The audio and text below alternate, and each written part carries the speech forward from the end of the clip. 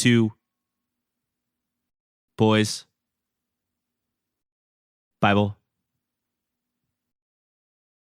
Study, the only podcast where we communicate with a sense of urgency. It's very important to us to get our message out to people as quickly as possible. We will do nothing to hinder this. I'm Ash, here with my co-hosts, Scott and Julian. Well, have we got the movie for you this week? This is the Christian film Sense of Urgency, which is a very Tubi style movie, if I've ever seen one myself. This was a film that was made to exist on the Tubi platform. Albeit a very, very riveting faith-based film with a lot of biblical style messages for you and your entire youth group. So log on to tubi.tv and watch Sense of Urgency today. quickly now. Yeah, hurry up. Come on. Chop, chop. Step to it. Yeah. Do we know anything about the filmmakers involved? I was not familiar with any of these people. No, I did not have any connection. Looking up David Ford, director David Ford. What was the name of the production company? It was like Baby Cherub Productions or something. Oh, yeah. It was like Little Cherub Productions or something of that I looked nature. them up, and they don't really have... I don't think their website was active, and their Facebook page seems to be defunct. David Ford... Oh, I'm sorry. I was ready to say he was in a Clint Eastwood movie. No, he was in a movie called Flag of My Father. With John Schneider. Really?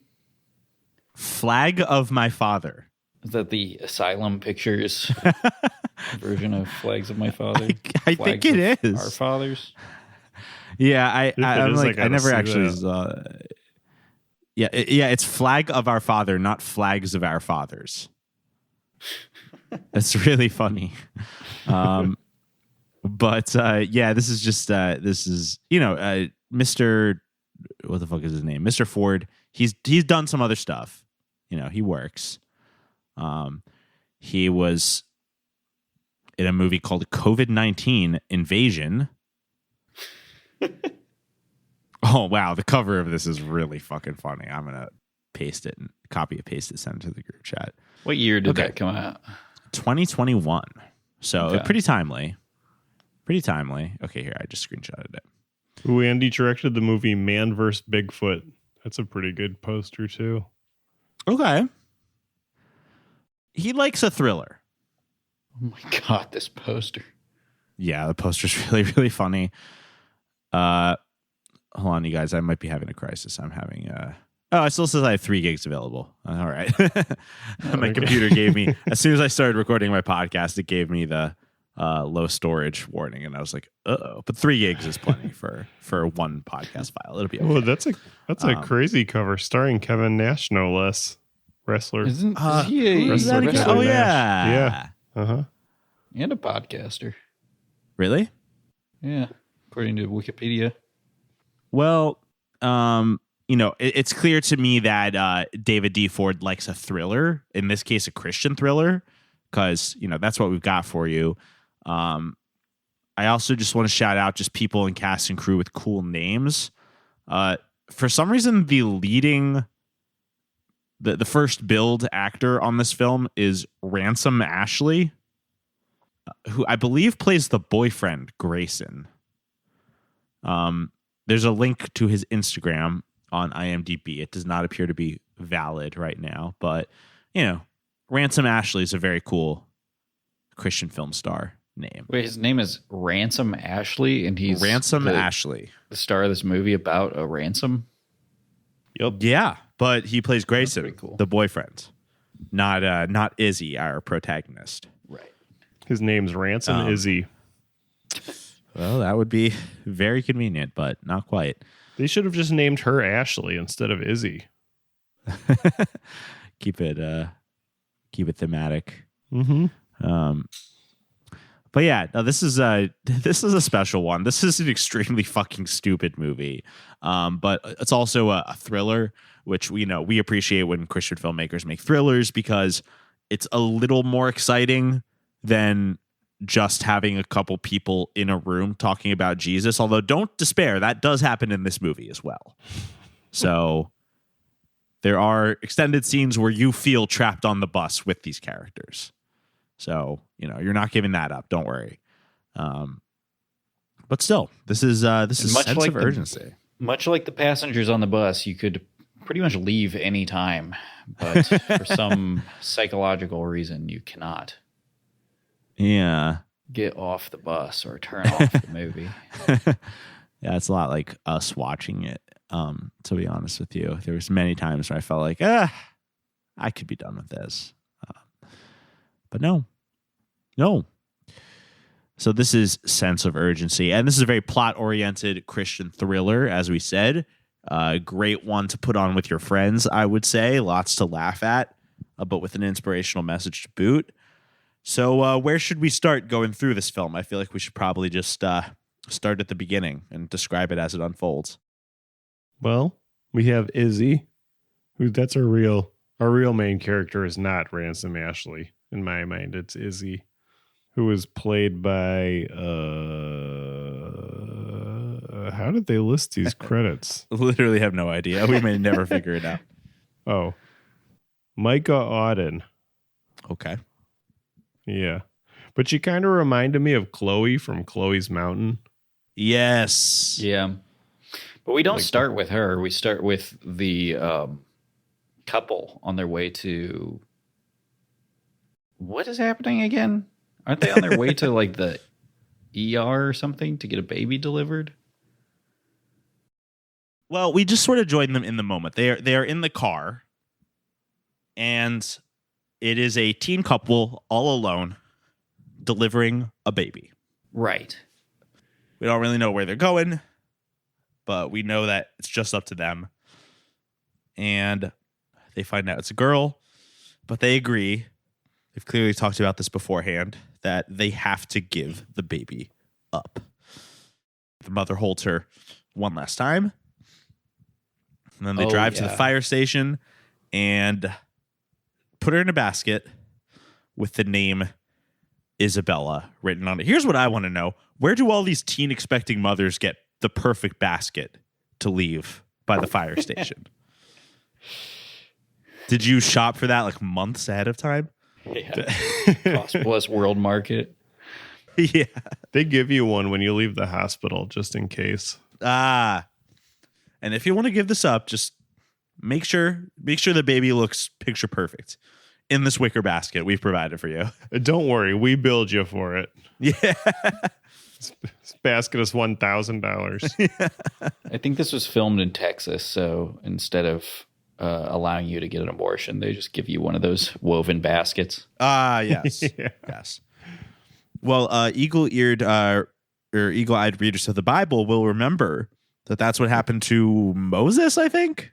He was put in a basket, floated down the river. That's sort of like what happens to Christian babies all around the country. Where he was adopted by rich parents. Right. Also, the weird, very strange brother in basket case was put in a basket. Sort of a modern day Moses parable. Yeah. Many great people were raised in baskets. Okay. But yes, this begins the saga of Izzy, who we meet now a teenager. I believe she's 16 in the film. And yeah, Scott compared her to another Christian teen movie protagonist that we met, I believe, like early last year. And that is Chloe from Chloe's Mountain. This is like a trope that we don't get to see a ton, but I do love to see it, of a Christian girl who puts like a streak of dye in her hair. Like she puts like a red streak of dye. And she's like, yeah, I'm the rebellious one. Even though she still like goes to church and like never swears and, anything like that. I guess she has a couple rebellious habits in this film, but mostly it's that she wears boots that she bought from Dolls Kills online store for like $29.95, and she has a streak of dye in her hair. She was like Chloe from Chloe's Mountain with a little bit of an edge of Braden Sorbo's little sister in what was that movie we watched like 2 weeks ago? Oh, a wave of kindness. A wave of kindness. Yeah. Yeah, she was going to parties. She's being corrupted by public school and her weed smoking, Obamacare hating boyfriend. Yeah, I love the dynamic of how they introduce these characters, because they're doing that great thing where they're just like, we're just going to say some normal banter that our entire audience will relate to. And that includes saying things like, we should have never let her go to public school. Yeah, I thought it was very bizarre that like the parents said that, and they're like, we're supposed to be kind of sympathizing with them that like their child is being corrupted by public school. Yeah. But then they had like the stoner boyfriend who we're obviously not supposed to trust say the stupid government's making everyone buy health insurance. Like, are we supposed to be like, oh yeah, Obamacare is good because this dumb character is saying that? That's interesting. I did not read it like that. I read it just like a Christian movie. As long as someone says something out loud, we believe it. Yeah, no, I just thought it was like strange that like this movie just had no discretion on like which characters you were supposed to like agree with politically. I know. Yeah, it wasn't very like thought out, but in my personal opinion, no. At the beginning of the movie, we were not supposed to really care who was saying what. We were just supposed to agree with all of it. Yeah. But yeah, I love when like a 17-year-old is like, yeah, I hate Obamacare. Classic Christian teen thought. But you know, Izzy's parents, I mean, they obviously like they love her in the sense that they have, you know, provided her with, you know, she's apparently like rich. They've provided her with a car and, you know, many luxuries that not every teen gets. But I mean, they're kind of rude to her, frankly. I mean, I'm sure she's like a problem for them, but I don't know. In the beginning of the movie, I don't think we're supposed to really like the parents that much. I think we're supposed to sort of understand why Izzy might feel rebellious to them. There's a moment when they find out she's using drugs because they blood test her, and then the mom confronts Izzy about it, and Izzy says, oh, yeah, I'm using drugs, like mother, like daughter. And then the mom is like, well, I only go to the therapist because of you. So is the movie trying to say that, like, if you get put on Zoloft or whatever, that's like decadence? Probably. Yeah. That's what I took it as. I mean, there is a line at the end of the movie that basically is like, therapy is bad. I don't remember that one. Oh, yeah. Well, I don't want to spoil anything, but it was basically like the traumatic thing happened and someone was like, we have therapy available for you. And the character was like, I don't need that. Yeah. Yep, I remember that now. She was basically like, thank you very much, but I've got something better. She's referring to Christianity. I think she says she found her help from higher places. Yeah. Yeah. Yeah. I take B12. Yeah. I buy the Alex Jones supplements, which are the same. They come from the same factory as the Gwyneth Paltrow supplements. So, yeah. But they just put like a pencil down the middle of the conveyor belt so it splits off down to. Yeah. It's like that meme where it's like the illusion of choice. And then on one side it has like an LGBT flag. And on the other side it has, I don't know. But toward the beginning of the film, you know, they're trying to rein in Izzy. They're trying to get her to get a nice dress, get her hair done for her dad's like charity event. She just responds by going all out. She comes downstairs dressed like a real ass freak, but it's in Chloe's Mountain style. It's like she wears like fake piercings and like puts like eyeshadow on. Like it's all like very impermanent stuff. Like she's literally wearing a wig. She didn't even cut her hair, and after her parents get upset at her about this, she leaves the room. Izzy does, and overhears her parents discussing the results of the blood test. And then they drop a bombshell, not knowing Izzy is listening. They say something like, well, it wasn't my choice to adopt a daughter. Something like that, Mm-hmm. And the bomb has been dropped. Izzy is adopted. Yep. She was listening from around the corner to her parents argue about her. Hey, cheer up, Izzy. You could have been adopted by gay guys. They would have been dressing you. They would have not let you pick your clothes until you were 21 years old. Instead, she can dress like a mopey emo girl. Yep. So she confides in, what's his name? Quincy? Grayson. What, her boyfriend? Grayson, yes. She has a Branson boyfriend. Ashley. Grayson. Yeah. He confides in Grayson, who tells her about what is he her uncle? He points her in the direction of a private investigator who can help her track down her real parents. Yes. And she meets with this investigator, and he gives her the location. Stop me if I'm skipping over anything important. Nope. No, you're definitely not. I mean, the only thing I wanted to add is two important things happen there.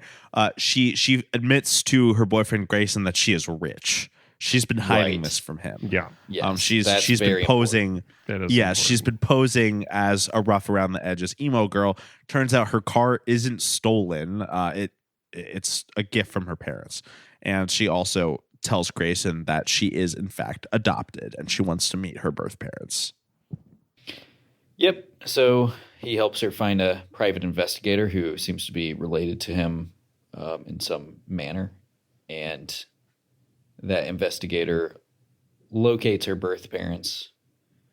And Grayson and Izzy hop on the first bus out of town to meet up with these parents. They sure do. Yeah. Grayson's uncle Rex, who is a PI, has a meeting with Izzy like by the side of a forest or something. Like, it has to be like a secret meeting because that's just what you do with for his investigators, offices, I guess.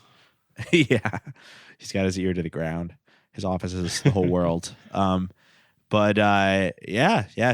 finds out that her father is dead, but her mother lives, some other town in Texas that I can't remember. It's not important, and it is a bus ride away.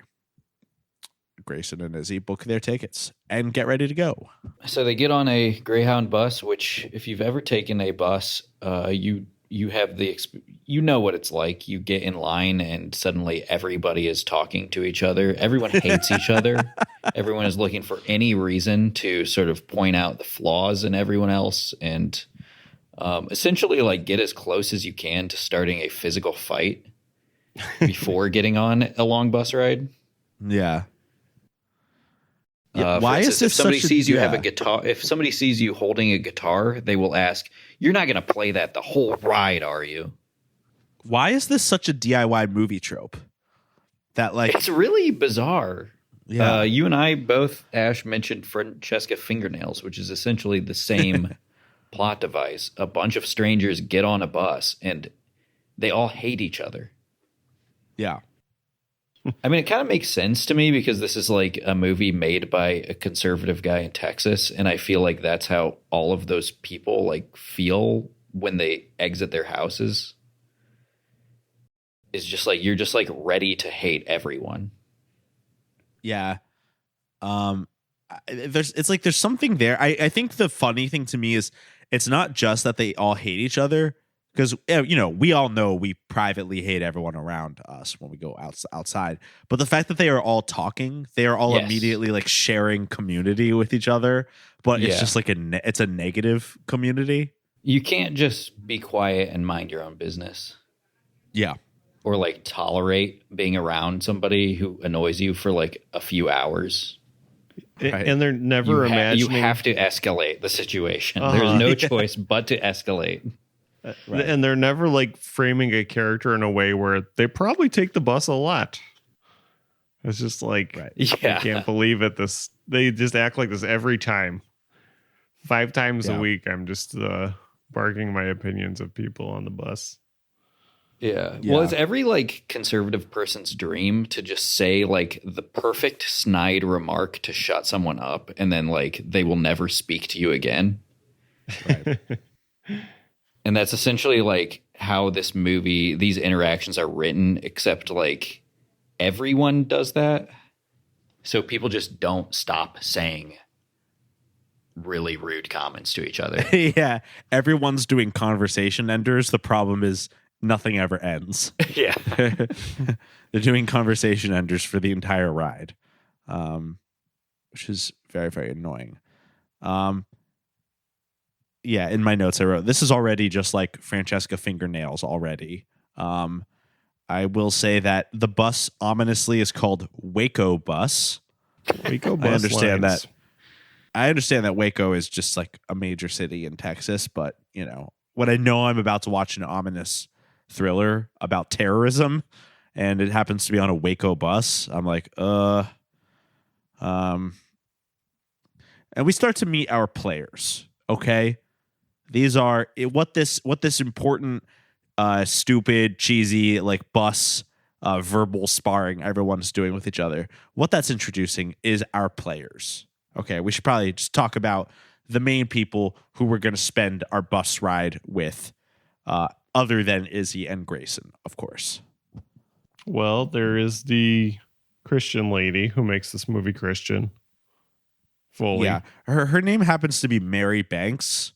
Right. That's the only character whose name I remember because like they say it like a million times. Yeah. Everyone else is in my phone as just like the annoying white guy, the bus driver, the beard guy. But Mary Banks important. I have down as he's very important. And the annoying guy, he's pretty memorable. It's like always so litigious, sort of. Yeah. Yeah. He's like a lawful evil. Yeah. Yeah. Like that's like his what's it called? When your alignment or whatever. Right. Which is a rare type in my opinion. You don't frequently see like a lawful evil. It's true. Yeah, he was no Mary Banks. She was very nice but kind of like simple. Yeah. In her portrayal, which is interesting ultimately. Yeah. The bus driver was important. Well, other than just driving the bus, of course. Do you remember the scene in Francesca Fingernails where they like after everyone in the bus yells at each other for like 35 minutes, they like zoom in on the bus driver who turns to the camera and goes, "It's time." And she's also not wearing shoes. Man. What a good movie. What a good movie. Honestly. Killed bus movies for us forever because there will never be a bus scene better than that one. Because it also takes about an hour. But this one is fortunately doesn't no, it really does, I guess it does take like the rest of the movie. It's really long. Is like that Francesca Fingernails bus scene and the opening scene to Nightmare on Elm Street too. Like those are the two best bus scenes. I guess the only other guy, these guys aren't as important. We likely won't mention them, but there's like an annoying guy with a beard who he just very Redditor looking guy. Yeah. He was like on his way to a board game convention or something. Yeah, to meet up with his like Reddit homies at the board game convention. And there is a Latino man named Manny who is going to a job interview. Of course, a couple characters are very mean to him for no reason and are like, "Are you illegal?" Even though, like, you know, there's like millions of Latino people in the United States, and they are not all illegal. But that's just like people's first thought, I guess, when they see a Latino person, even though that has nothing to do with the story of the film. I had somebody tell me the other day, like, within the same breath, like they complained about what immigrants are doing to this country, and also how that the U.S. doesn't take care of its veterans properly. And I'm just like, what is the connection here? That's just like the same department to you? Yeah. Very strange. It's the same department. I just came up with a solution that will make no one happy. Let's send all of the illegal immigrants that can join the army for a year, and then they'll all be veterans. Oh, then we don't have to take care of them. Right. Yeah, I love that's the point of my solution. So, if we turn them into veterans, then we have no responsibility. Yeah. No, honestly, if you talk to this type of person about this, illegal immigrants get everything that you can possibly get from the government. But if you're a veteran, you get nothing. It's all backwards. You mean it's crazy? Yeah. I see. It's like how that there was that one panhandler who made like $150,000 a year, right? And for some reason, we're like, people are always mad at him. Yeah, we've been paying the price for that ever since. Yeah. Yeah. Listen, did anybody hear that growing up? It's that grind. Oh, of course. Yeah. Yeah. Yeah. Nowadays we have a name for that person. It's called Sigma Grind Set. But growing up, it was just, that one panhandler. That guy whose son, it was a guy whose son was a panhandler, and he made like $80,000 a year panhandling. Yeah. And so he would never get a real job. And it's like, why would you? People are just giving you money. I wouldn't work either. Yeah. Yeah. If you could cut out the working part of the job, I think everyone would do that. Yeah. Yeah. I mean, podcasting is just kind of like, it's like panhandling indoors.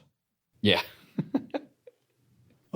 There's this politician in North Carolina right now, Michelle Morrow, and she's the Republican candidate for North Carolina superintendent of schools.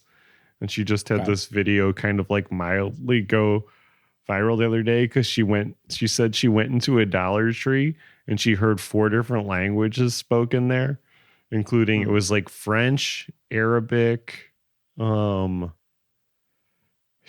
were the other 2? I don't think she said Spanish.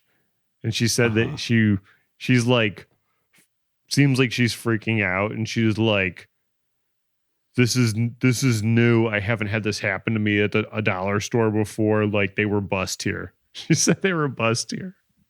Interesting. Like from the border of France with North Carolina and the border of yes, Saudi colonial Arabia. North Carolina. When the French fur trappers owned territory in North Carolina, before the Louisiana tourist Purchase group from Tunisia. Yeah. Well, I'm just glad they're busted and get hijacked on the way there. I mean, come on. That's a good point. Yeah, that's the thing with these buses. Yeah. Brought us back. Anyways, yeah. Anyways, we got all these people on the bus, and they are on their way to some city in Texas. It does not matter. Maybe San Antonio. Who cares? And somebody notices, I think the annoying white guy notices that this doesn't really look like we're going the right way. Shouldn't this just be a straight shot down the highway? The bus driver pulls over, and a couple men stand up. And did we mention that the bus driver, before all this happened, has everyone turn off all of their electronic devices? Oh, right. Yeah, that's a good call. Oh, right. That's very important for some reason. Which everyone responds. They're all upset, except for the one like jerk guy who says, "People, please respect authority. If the man says turn off your electronic devices, turn them off. It's that simple." This is on a Greyhound bus, by the way. And you may be thinking, well, certainly the bus driver is about to be in on this plot. He is not. Right. It is never explained why everyone had to turn off all of their cell phones No. on the bus ride. I wrote it down thinking a moment that did not have to happen. he will for sure. I wrote it down because I was like, I don't want to bring this up and then feel like an idiot when you guys are like, oh well, didn't you miss the line where he said he was in on it? He's not. He's just for whatever reason in this movie. They've solved the problem with so many movies, modern day movies that have all these convoluted reasons why people don't have their cell phones. Yeah. By simply having a character say, okay, everyone turn off your cell phones now. The movie is about to begin. Yeah. Okay, everyone throw your cell phones out the window, please. All right, thank you. Now we can drive. And having one guy who everyone hates say, you got to listen to him. And then everybody just does it. I mean, people don't even do that in planes. There's no way. That was the first thing of this movie. There's no fucking way on a bus that everyone would listen to that. And even so, why does it matter in the rest of the movie if they're just going to take everyone's phones anyway? Who gives a fuck? I guess they wanted everything to be off so no one would just immediately pocket dial 911. But it doesn't make any sense. Anyway, the bus driver pulls over. Everyone's phones are allegedly turned off at this point. And 3 men stand up. A sort of buff-looking, country guy, a big goofy guy. I guess just the 2 of them stand up, and they start psychologically terrorizing everyone on the bus. And they say, "This is a bus jacking. Everybody, take your phones out and give them to us." And also take off your shoes and socks. Why? This is important in the movie. This is an important detail. I'm so convinced this movie was written by a child. Yeah. I don't think I've ever, even the movies that we have that were literally written by children. I think that this might be the most clearly written by a child. I don't know. I still think about Halloween Hero, written by the 12-year-olds. I can't remember which Owens. That made more sense than this. Yes. I mean, the funniest written by a child moments to me in that movie is that how the lead of Halloween Hero is planning to commit suicide on a certain day. And so he writes the word death with an exclamation point on the calendar. Forgot about that. That's one of my all-time favorite details in any movie. This movie is somehow stupider than that. It was everyone take your socks off, and there's going to be an important point in hinging later in the film about someone who actually didn't take their socks off. It's why is this important? Why is this what a bus jacker would do? Listen, I've not thought much about bus jacking, but I really feel like if I would have been there, it would have gone down different than this. Yeah, I mean, Manny had a knife on him, and he waited until the worst possible moment to whip it out and try to fight back. Yeah, maybe this is a good time to talk about. Listen, all 3 of us here. Any one of us individually could have disarmed these bus jackers. I'm sorry. Yeah. They were so bad. One of them was portrayed as if he was developmentally disabled in a cartoonish fashion. Right. It's just mind blowing to me that anybody, you could have gone up to him and been like, "Hey, can I borrow your gun for a second?" And he would have been like, "Okay." Okay. There is a point where one of the hostage takers puts his gun down and is like, "Go ahead, try to beat me," or whatever. Yeah. I don't know. This whole movie is, I mean, the real message of the movie is that It's about teamwork, really, because there were so many points where if everybody had just been like, hey, maybe we should all just get off the bus together. And they can't do anything. Yeah, there is just this bus jacking is just not very airtight. It's revealed that the men who are doing this have like never met before this day. They both like took the job.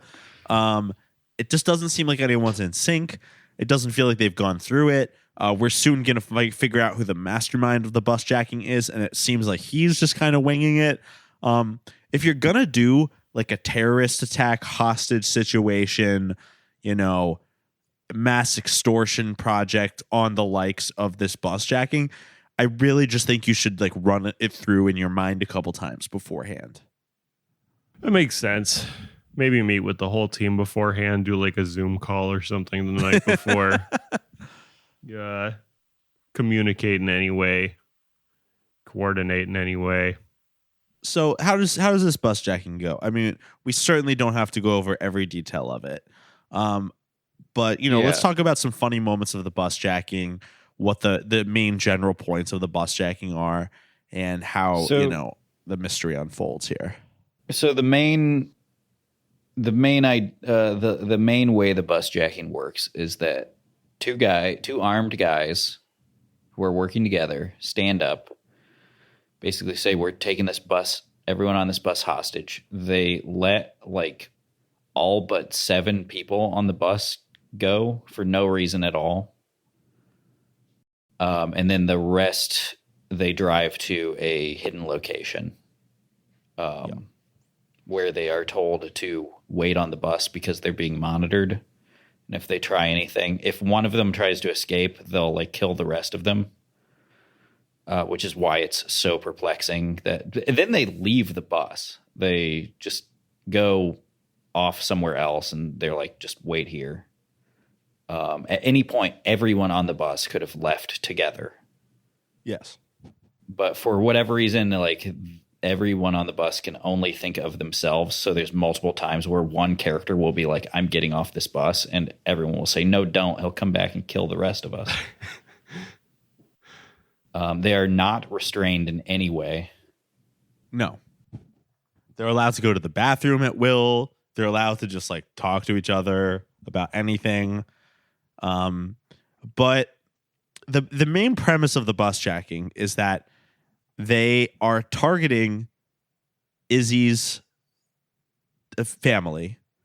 The bus jackers, for some mysterious reason, believe Izzy to be a rich girl, and she is worth, being abducted. And they're going to try to get her father, who they contact, to send $2 million to a bank account in the Cayman Islands.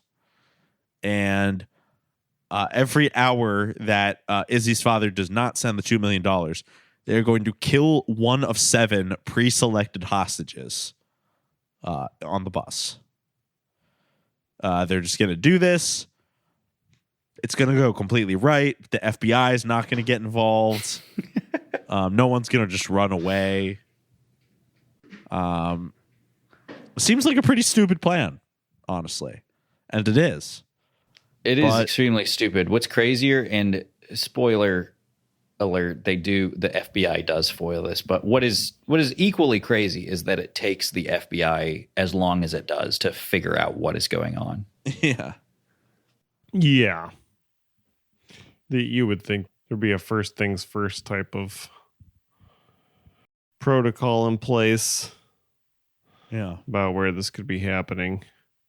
It was weirdly presumptuous of the kidnappers to think that Izzy's dad had $2 million. You would think they would have done their homework there as well. Well, it's revealed that they're actually working for the private investigator uncle. Yes.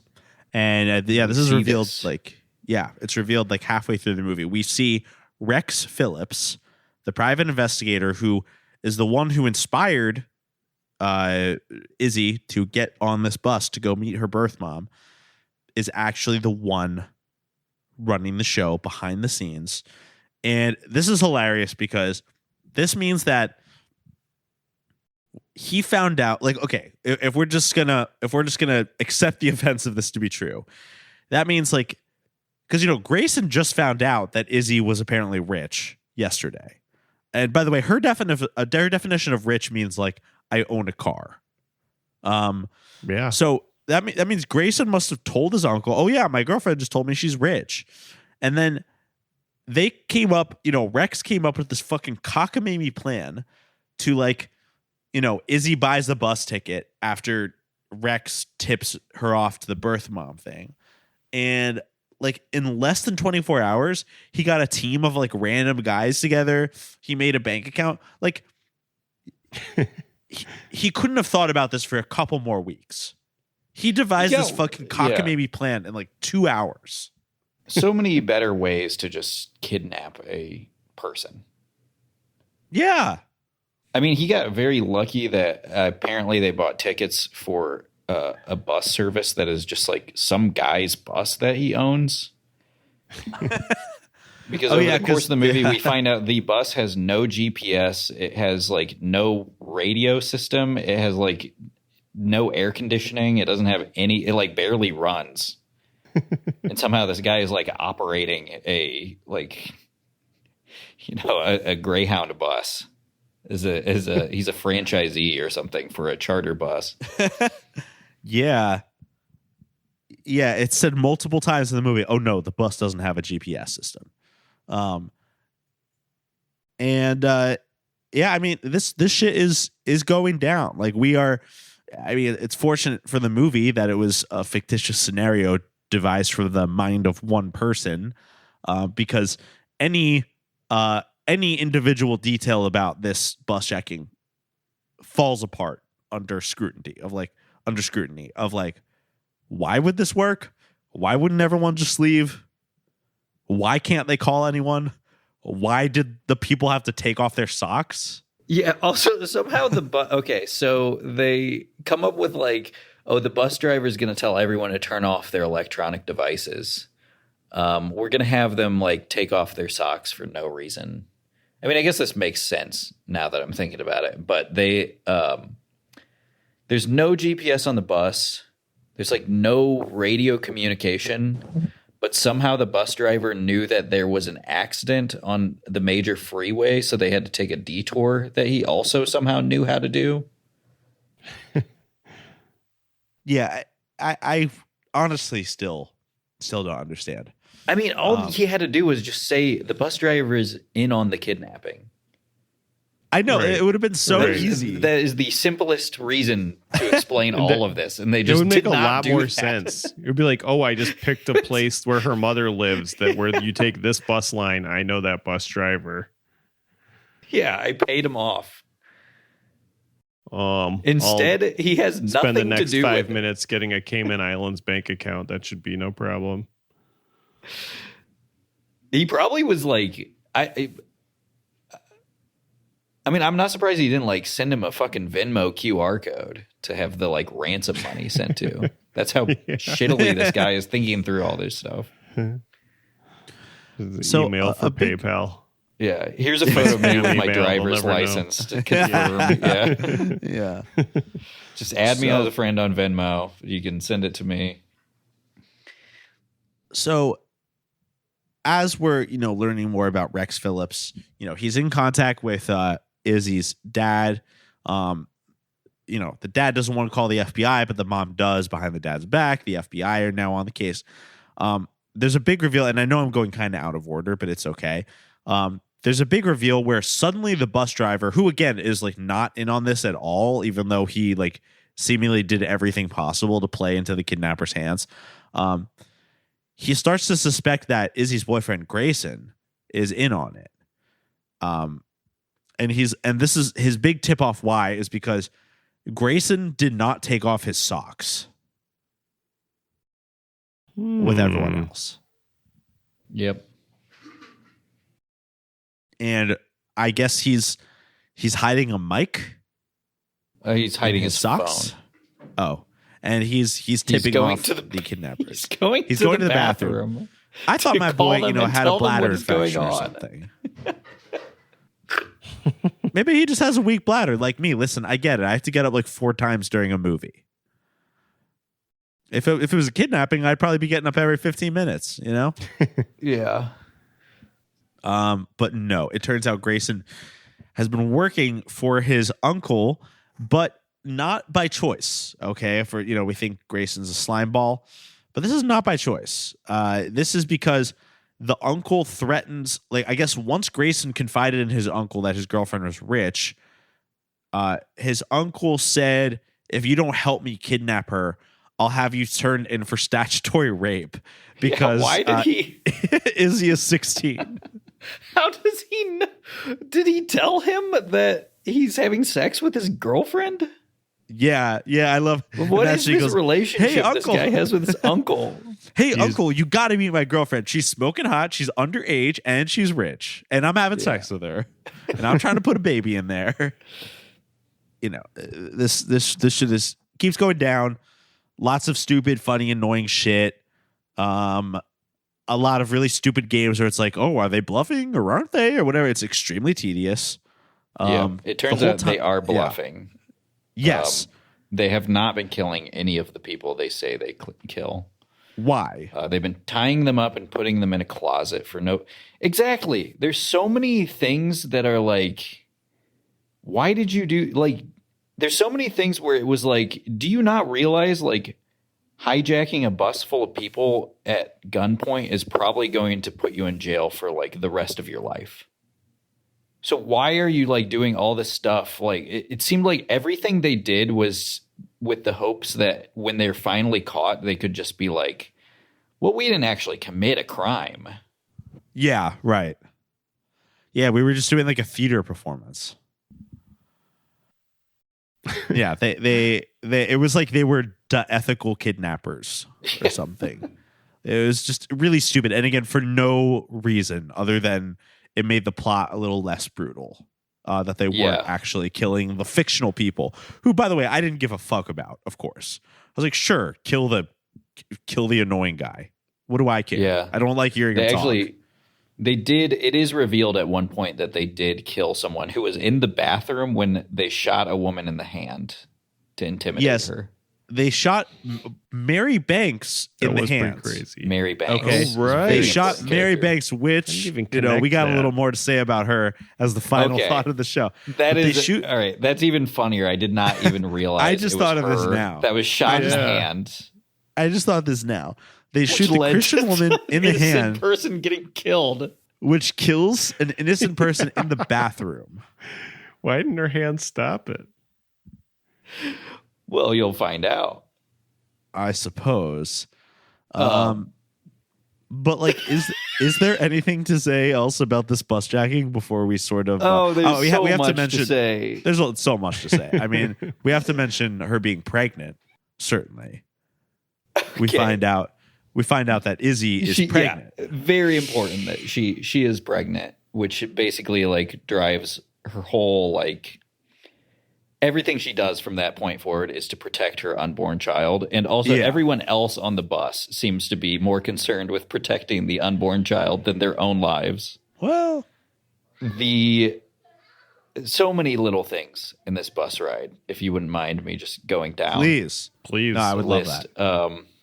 First off, this reminded the whole getting on the bus thing reminded me of the last time I took a charter bus was to go to the airport, and some guy on the bus started asking everybody so the bus ride is about 45 minutes. This guy's flight was in an hour. Oh, yeah. It was departing in an hour. He gets on the bus starts, we get on the freeway, and then he starts asking people if they think he's going to miss his flight. Okay. And everybody's like, yeah, this takes about 45 minutes. You might make it. And there's just one...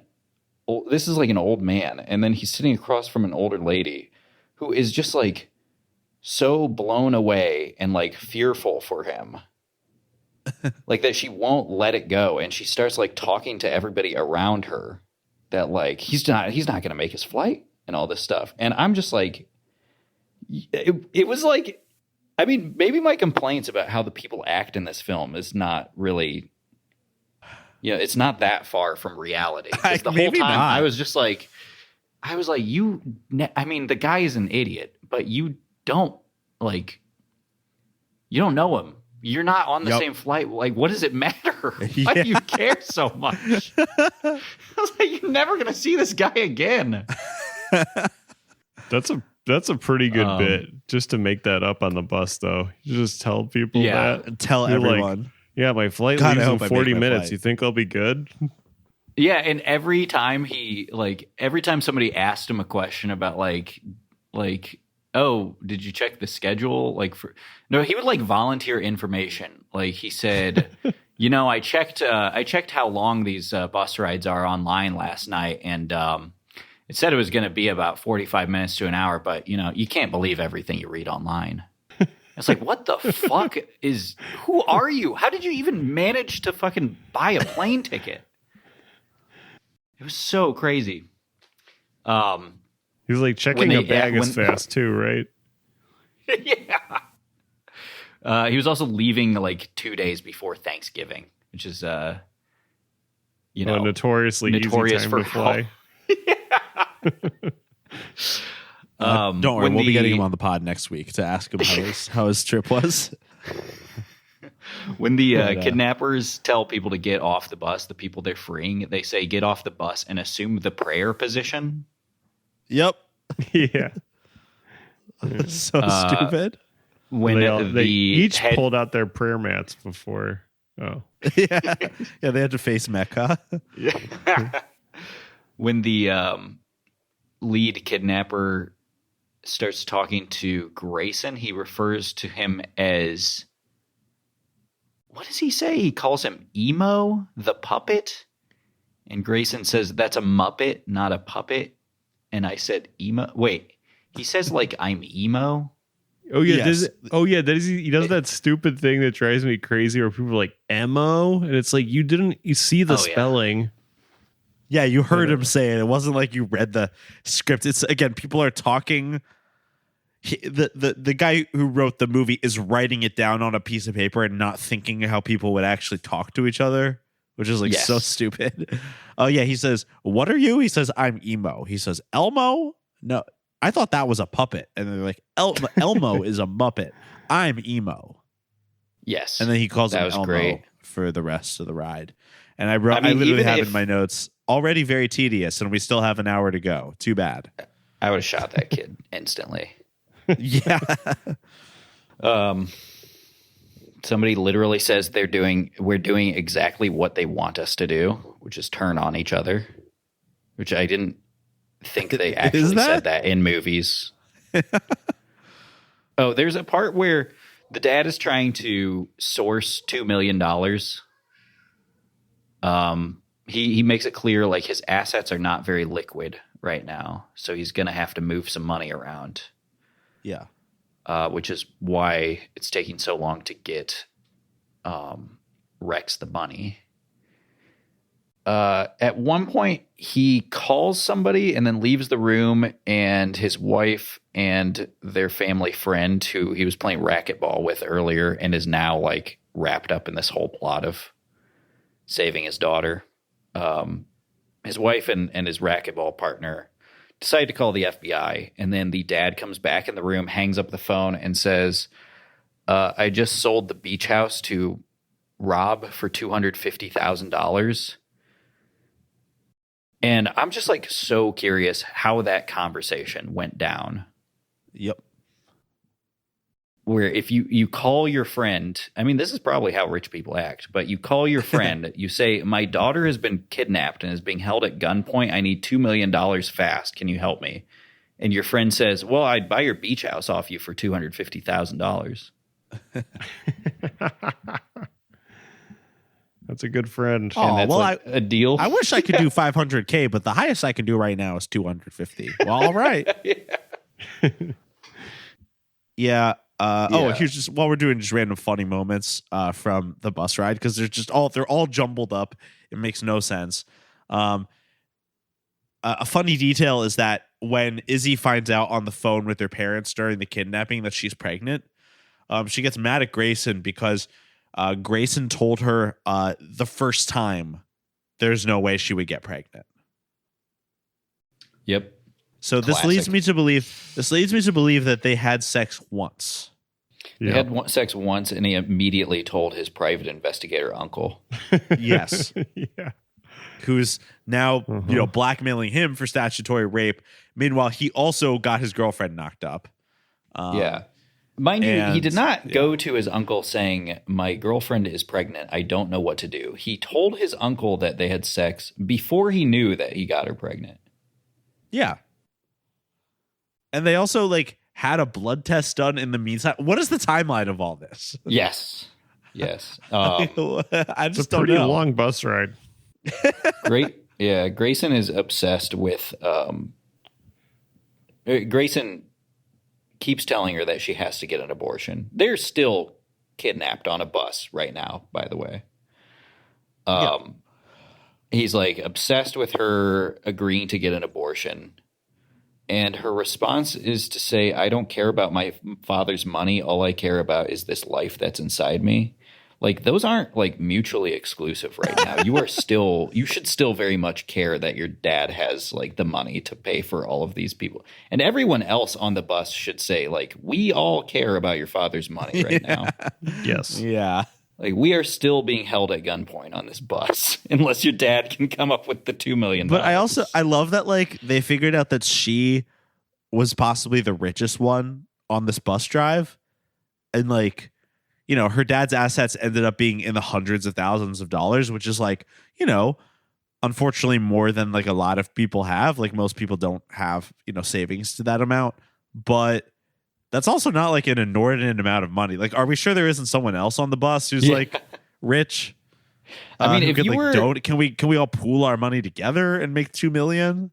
If you were so stupid that this is your plan for kidnapping somebody and extorting their parents, then you would definitely think that is the amount of money that is worth doing this. Yeah. $2 million. $2 million for 3 guys. A small crew. Yeah. Yep. I mean, at this point, just get a job. Yeah. He has a job. He's a private investigator. Right. It's true. I just don't understand. What is after all these years? And then the last thing on my list of bus stuff is, also they were faking killing all the people. But they were going to so the plan was to let everybody live, get the money, let everybody live, fake all the actual violent crime. But they don't wear masks the whole time, and they say who they are immediately. What do you think all these people are going to do after they let you go, or after you let them go? Yeah. Don't people usually wear masks when they think they're not going to kill anybody because the kidnappers don't wear masks or conceal their identities in any way, despite the fact that their plan was to let everybody live after this. Yeah. Which I feel if I was in this situation and the kidnappers let me go, I would immediately go to the police and tell them everything that happened and describe the people who did this. Yeah. Likely so. Yeah, absolutely. Very strange.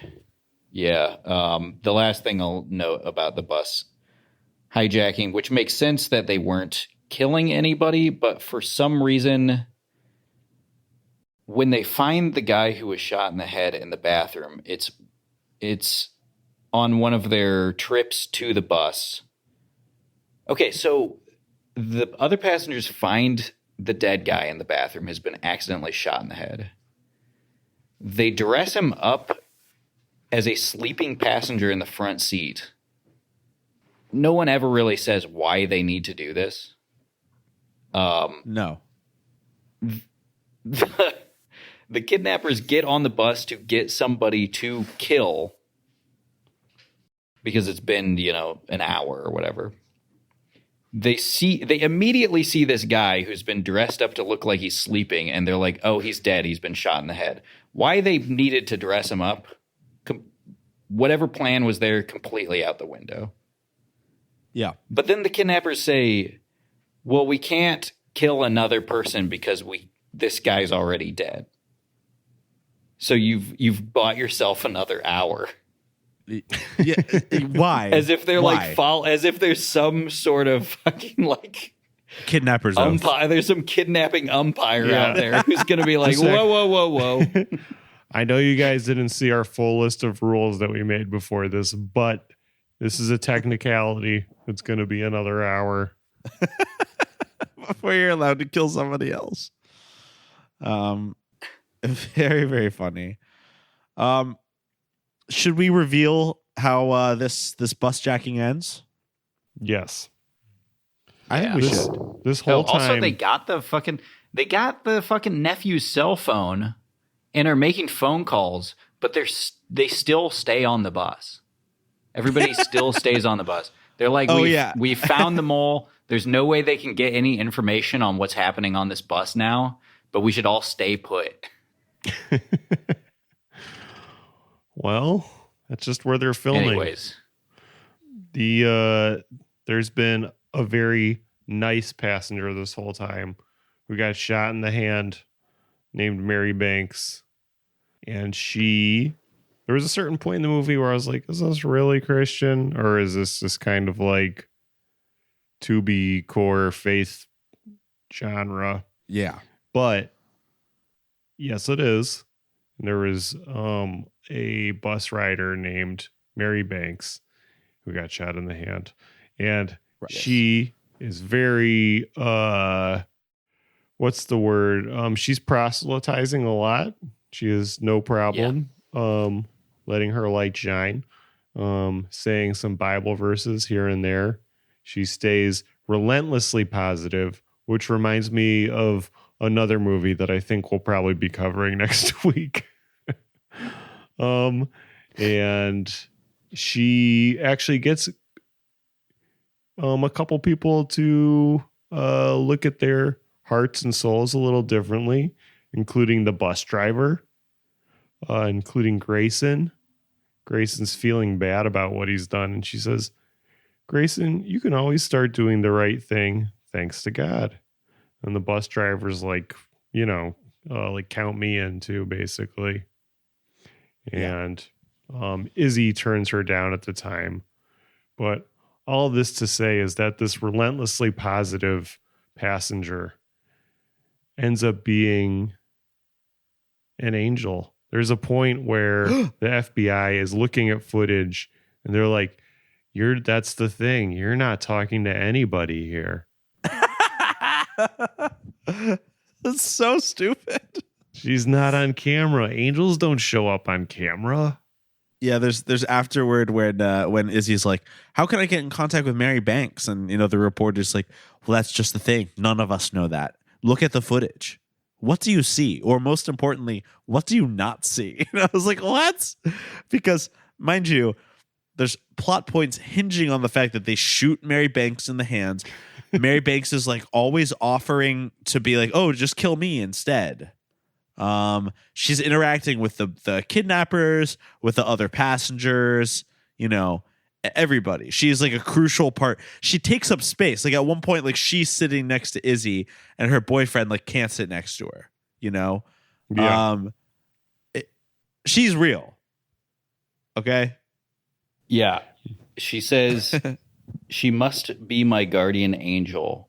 This is, what was she to the person who was in the bathroom who got shot in the head because she was standing right there? Because they wanted to teach her a lesson. They were punishing, I can't remember what happened, but they were specifically punishing Mary Banks. They wanted to shoot her at the very beginning of the bus ride. They were trying to show everyone who's boss. They shot her in the hand and ended up just killing a real person. So do you think great job, Mary Banks. Do you think Mary Banks considered just catching the bullet and she was like, no, it's too early to give it away?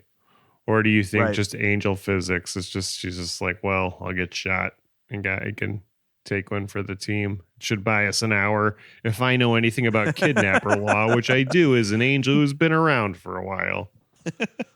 Yeah. That guy who was in the bathroom was an abortion doctor.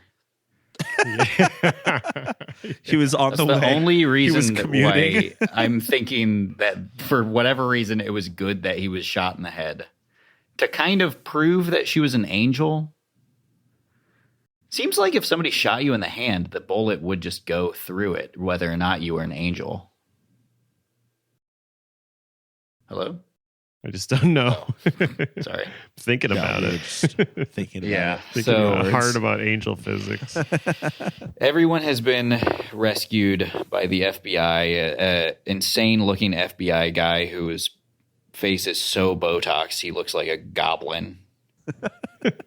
Sends in his best, sends in his best group of SWAT guys who wear paintball gear, and they rescue everybody. And so they rescue everybody, and the FBI offers Izzy some therapy to deal with the PTSD, and she says, "I have a higher power now," or I have a higher power now. I don't need that. And then we see her at a concert singing a song about angels to a church. And she's not goth anymore, thank goodness. Yes. Her non-binary partner, Grayson, is there. He's wearing a mesh shirt and a choker. Yeah. And he's holding their child that they had out of wedlock. So he's come around after getting shot in the stomach on the bus. So at the end of the movie, when the jig is up, like they just start shooting people indiscriminately on the bus. Yeah. But the goofy kidnapper stops the lead kidnapper from killing Izzy. And for some reason, he's like free and like dancing and happy at the concert at the end. Yeah. They let him go. Like they just let him go. Yeah, you all had a change of heart in the end. Shit, even Grayson. Grayson was like in on the conspiracy. Yeah, he did not go to the police when he found out that his uncle was planning on kidnapping everyone on the bus at gunpoint, including his own girlfriend and yes. mother of his child. Well, he was going to get life in prison for statutory rape and riding around in a car that he thought was stolen. Right. It doesn't add up, but it is a very happy ending that, as you pointed out, now that she's Christian, all the rebellion is gone. Because when you're Christian, you just don't need to do all that. You don't need to really like dress up weird, scare your parents, all that stuff. You know that it's best to just like fall in line. Yes. Now that she's Christian, the complete shock of finding out you were adopted and that your parents have been questioning whether or not they even are glad that they adopted you behind your back goes out the window. You're for good. You're fine. Now, the